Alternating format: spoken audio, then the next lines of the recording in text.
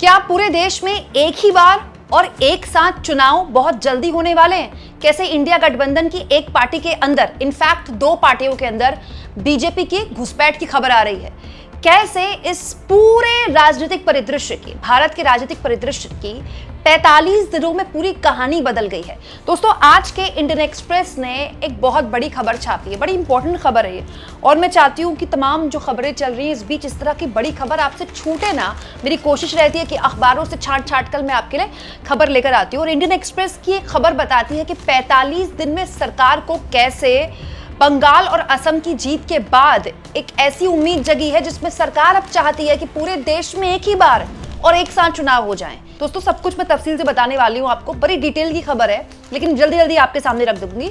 हुआ क्या दोस्तों, ये तो आप जानते हैं कि जब बंगाल चुनाव होने वाले थे, 5 राज्यों के चुनाव जब होने वाले थे, उस बीच डिलिमिटेशन बिल लाया गया था सरकार द्वारा, याद है आपको? और सरकार द्वारा कहा गया था कि महिला आरक्षण में संशोधन करने के लिए बिल लाया जा रहा है। 3 बिल लेकर आई थी सरकार, तीनों गिर गए थे। एक गिरा था, 2 सरकार ने वापस ले लिए थे, और सरकार ने कहा था कि विपक्ष इसके लिए जिम्मेदार है। क्यों? क्योंकि टीएमसी, डीएमके सहित पूरा इंडिया गठबंधन इसके लिए एक था कि किसी भी हाल में ऐसा बिल हम पास नहीं होने देंगे। लेकिन अब जानकारी ये मिल रही है कि डीएमके और टीएमसी की हार के बाद सरकार को उम्मीद जगी है, और अब सरकार एक कदम और आगे बढ़ गई है। बात केवल डिलिमिटेशन की नहीं है, पूरे देश में एक साथ एक बार चुनाव कराने की तैयारी की जा रही है। मतलब वन नेशन वन इलेक्शन बहुत जल्द लागू होने वाला है। ये बहुत जल्द, एक्चुअली में बहुत जल्द हो सकता है। दोस्तों, हुआ क्या, यहाँ पर इंडियन एक्सप्रेस के लिज मैथ्यू और अरुण जनार्दन की खबर बताती है कि सरकार एक कोशिश कर रही है कि डिलिमिटेशन बिल जो उसका गिर गया था पिछले सत्र में, आने वाला सत्र है, मॉनसून सत्र आने वाला है, जुलाई मिड में मॉनसून सत्र शुरू हो जाएगा, जुलाई की शुरुआत में भी हो सकता है, उसमें सरकार एक कोशिश कर रही है कि ये वो बिल ले आए, और इसके साथ साथ वन नेशन वन इलेक्शन भी ले आए। मतलब सरकार ये चाह रही है कि एक ही बार पूरे देश में चुनाव हो जाए और उसी वक्त देश का भी चुनाव हो जाए, लोकसभा चुनाव भी हो जाए, सारे विधानसभा चुनाव भी हो जाए। दोस्तों, अगर ऐसा हुआ तो यकीन जानिए पूरे भारत का पॉलिटिकल सिनेरियो बदल जाएगा, क्योंकि आप जानते हैं जब राष्ट्रीय चुनाव होते हैं तो राष्ट्रीय मुद्दे होते हैं, और रीजनल पार्टीज की यही शिकायत रहती है कि जब राष्ट्रीय मुद्दे उठेंगे तो फिर रीजनल मुद्दे कहीं छिप जाएंगे और उससे बीजेपी को फायदा हो जाएगा। ठीक है, आगे यहाँ पर लिखा हुआ है दोस्तों कि सरकार वो डिलिमिटेशन बिल जो उसका 45 दिन पहले गिर गया था, क्योंकि अब टीएमसी और डीएमके की हार के बाद उसको उम्मीद जगी है, और इंडियन एक्सप्रेस की इस खबर के मुताबिक दोनों पार्टियों में बड़ी घुसपैठ की भी खबर है बीजेपी की। न केवल सरकार डिलिमिटेशन बिल लाने को लेकर सोच रही है, बल्कि one nation one election bill भी लेकर आ रही है। 2029 के इलेक्शन से पहले ये बिल पास करने की तैयारी की जा रही है।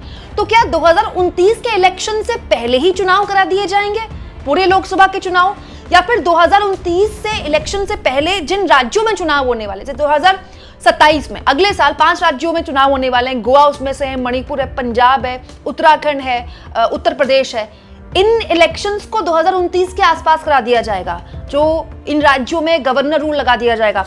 और आसान भाषा में आगे आपको बताती हूँ। दरअसल दोस्तों, इस खबर को मैंने और डिटेल में पढ़ा आपके लिए, तो मुझे पता चला कि इंडियन एक्सप्रेस के सूत्रों ने बताया कि जो होम मिनिस्ट्री है वो दरअसल एक नया डिलिमिटेशन बिल प्रिपेयर कर रही है, परिसीमन बिल। आगे इंडियन एक्सप्रेस के सूत्र बताते हैं कि क्योंकि अब टीएमसी की भी हार हो चुकी है, डीएमके की भी हार हो चुकी है, और सरकार को अब डीएमके से पहले से ज्यादा उम्मीद है। डीएमके इस बिल के लिए बहुत खिलाफ थी, बकायदा आपको याद होगा स्टालिन ने तो बीच चुनाव में सारे मुद्दे छोड़कर इस बिल को आग लगा दी थी, और उसके बाद मतलब काले कपड़े पहन के उनके सांसदों ने इस विरोध किया था। लेकिन अब इंडियन एक्सप्रेस की खबर बता रही है कि दरअसल टीवीके के साथ जिस तरह से कांग्रेस पार्टी गई है, इससे एमके स्टालिन की पार्टी में एक तरह के गतिरोध भी पैदा हुए हैं, और इस हार ने एमके स्टालिन की पार्टी में भी कुछ फ्रैक्शंस पैदा किए हैं, और एक बड़ा गुट है एमके स्टालिन की पार्टी का जो इस बात को लेकर बात करना चाहता है सरकार से, और वो कहना चाहता है कि भाई हम बात करने को तैयार है। पहले जो डीएमके बिल्कुल बात नहीं करना चाहती थी इस तरह के किसी बिल पर, अब डीएमके की तरफ से सूत्रों के हवाले से खबर है यहाँ पर कि कुछ बीजेपी के लोगों से उन्होंने बात की है, बीजेपी के लोगों ने उनको रीच आउट किया, और डीएमके के लोग तैयार हैं कम से कम बात करने के लिए, कहते हुए कि भाई अगर हमारी जो भी शिकायतें हैं, जो भी हमारे कंसर्न्स हैं कि किसी भी तरह से तमिलनाडु जैसे राज्य जिन्होंने परिवार नियोजन पर काम किया, अपनी जनसंख्या को कंट्रोल किया, उनकी उन चिंताओं को अगर ध्यान में रखा जाता है और सभी राज्यों में 50% सीटें बढ़ाई जाती हैं, तो और तमिलनाडु को कोई नुकसान नहीं होता इसका, तो हम मतलब हमारा बिल्कुल ऐसा नहीं है कि हम सरकार का साथ देने को तैयार नहीं है। मतलब इस खबर के हिसाब से सरकार के सूत्र बताते हैं कि डीएमके का एक गुट है जो चाह रहा है कि भाई बात करने में कोई हर्ज नहीं है।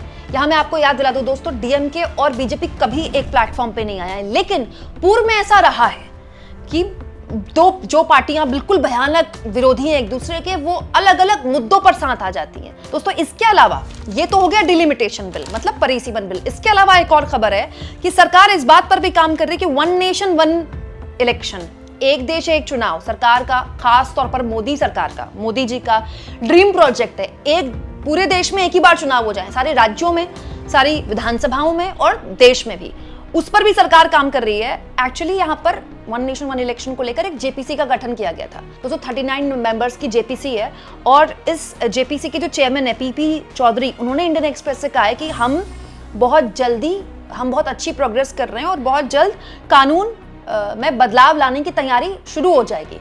मतलब जेपीसी भी बहुत अच्छा काम कर रही है, मतलब जेपीसी में डिस्कशंस बहुत अच्छे चल रहे हैं। दोस्तों इस खबर में एक बीजेपी के नेता का नाम छापे बगैर ये भी लिखा है कि another BJP leader said that this laws rollout could be phased given the varying terms of state assemblies। जैसे 5 राज्यों में चुनाव होने, यहाँ पर लिखा भी है जो मैंने आपको बताया, यूपी, उत्तराखंड, पंजाब, गोवा, मणिपुर, हिमाचल प्रदेश और गुजरात। तो ये सारे चुनाव तो एक साथ होंगे ही होंगे। मतलब इस खबर में आगे लिखा है कि ऐसा कुछ करा दिया जाए, जैसे यहाँ पर लिखा है, so there is a possibility of one nation one election being implemented in phase. एक साथ नहीं करा सकते अगर आप पूरे देश में चुनाव, तो फेजेस में करा ले। जैसे होता क्या, 2029 के लोकसभा चुनाव में 2 राज्यों में साथ में चुनाव होते हैं, आंध्र प्रदेश और उड़ीसा, जैसे पिछली बार हुआ था, क्योंकि इनकी विधानसभा बाय डिफॉल्ट कोइंसिडेंट है कि वो डेट उस आसपास ही पड़ती है। तो ये जो खबर है ये कहती है कि ऐसा हो सकता है कि फेज में करा दिया, जैसे 5 राज्यों के चुनाव होने, या तो यहाँ कोई हो सकता है गवर्नर रूल लगा दे सरकार, या फिर कुछ ऐसा कर दे कि लोकसभा चुनाव पहले हो जाए।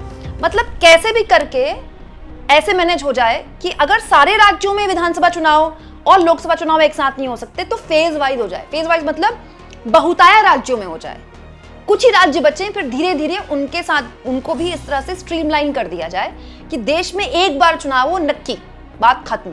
अच्छा यहाँ पर मैं आपको बता दूं दोस्तों, टीएमसी को लेकर भी सरकार को बड़ी उम्मीद है, अब बीजेपी को बड़ी उम्मीद है, क्योंकि बीजेपी का ये मानना है इस खबर के मुताबिक कि टीएमसी में भी जबरदस्त गुस्सा है हार के बाद और वो टूटेगी पार्टी।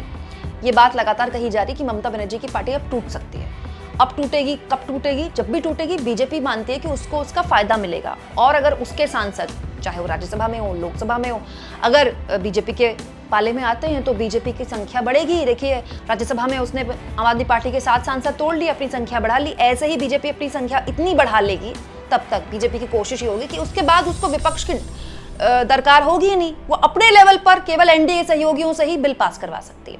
हालांकि ये अभी दूर की कौड़ी है, लेकिन इस पूरे मसले पर जब जयराम रमेश कांग्रेस पार्टी से बात की गई तो उन्होंने कहा कि भाई हमारी तो पहले डिमांड है कि आप ऑल पार्टी मीटिंग बुलाइए, इन सारी बातों पर तभी चर्चा होगी।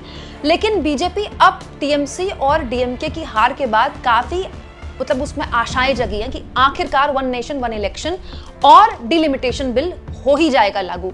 अच्छा दिलचस्प ये है दोस्तों कि सरकार डिलिमिटेशन को लेकर बहुत ज्यादा उत्सुक है, बहुत ज्यादा, मतलब वो चाहती है हर हाल में डिलिमिटेशन लागू हो जाए। कांग्रेस पार्टी, राहुल गांधी का आरोप है कि देखिए जिस तरह से इन्होंने असम में डिलिमिटेशन किया कि जो सीटें थी जहां पर विपक्ष मजबूत था उसको पूरा मतलब अलग थलग कर दिया, ऐसे मतलब उसका परिसीमन कर दिया, नई तरीके से सीटों का गठन कर दिया कि वो जो आबादी जो विपक्ष को फायदा पहुंचाती है उनको छांट दिया, अलग अलग बांट दिया अलग अलग सीटों में, जिसकी वजह से ये चुनाव जीत गए। और राहुल गांधी ने तभी कहा था कि ये जो असम का पूरा एक तरीका है चुनाव लड़ने का, वे पूरे देश में लागू किया जाएगा। विपक्ष का, खासतौर पर राहुल गांधी का कहना है कि यही है डिलिमिटेशन बिल।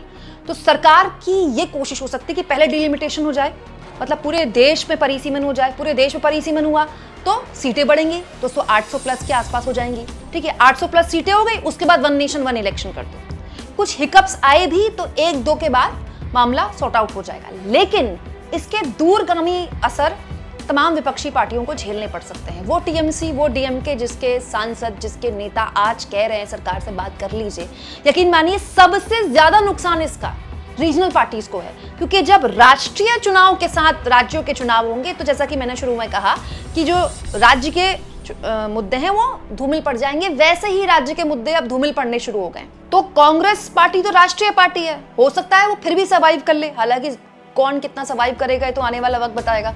लेकिन जो क्षेत्रीय पार्टी हैं, जैसे डीएमके है, जैसे ममता बनर्जी की पार्टी, समाजवादी पार्टी है, आरजेडी है, पहले ही जो स्ट्रगल कर रहे हैं विपक्ष में रहकर, उनके लिए तो स्थितियां बहुत ही खराब हो जाएंगी। फिर मतलब ऐसी स्थिति आ जाएगी कि देश में केवल 2 पार्टियां रह जाएंगी, विपक्ष की कांग्रेस पार्टी, सत्ता की बीजेपी। आप इस पूरे एपिसोड को किस तरह से लेते हैं दोस्तों?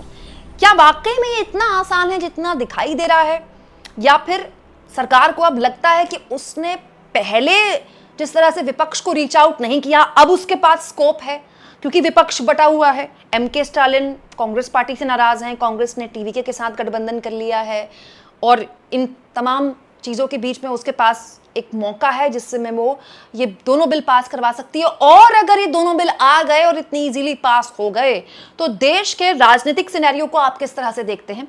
कमेंट बॉक्स में जरूर लिख के बताइएगा दोस्तों।